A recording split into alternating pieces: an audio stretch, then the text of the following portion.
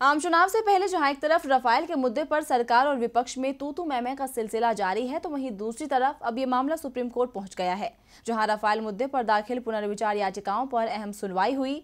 आज अदालत में सरकार और याचिकाकर्ताओं के बीच तीखी बहस हुई। वहीं अब इस मामले पर अगली सुनवाई 14 मार्च को होगी। राफेल मामले में आज उस वक्त नया मोड़ आ गया जब केंद्र सरकार ने अदालत में ये बताया कि जिन दस्तावेजों को अदालत में पेश किया जा रहा है वो रक्षा मंत्रालय से चोरी हो गए थे और इसकी आंतरिक जाँच की जा रही है। दरअसल राफेल मामले में आज सुप्रीम कोर्ट में पुनर्विचार याचिकाओं पर अहम सुनवाई हुई।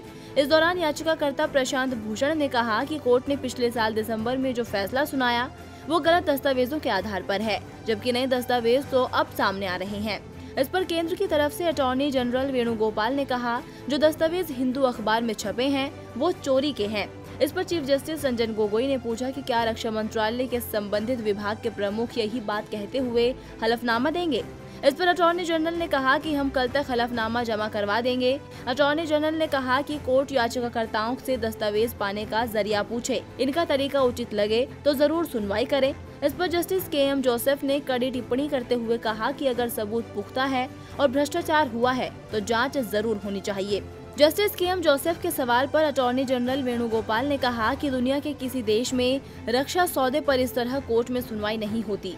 इस पर जस्टिस जोसेफ ने कहा कि तब तो बोफोर्स पर भी सुनवाई नहीं होनी चाहिए थी। कोर्ट ने कहा कि आप सीधा सीधा ये कह रहे हैं कि कुछ दस्तावेज हमारे सामने आए हैं, हम उनको देखे ही नहीं।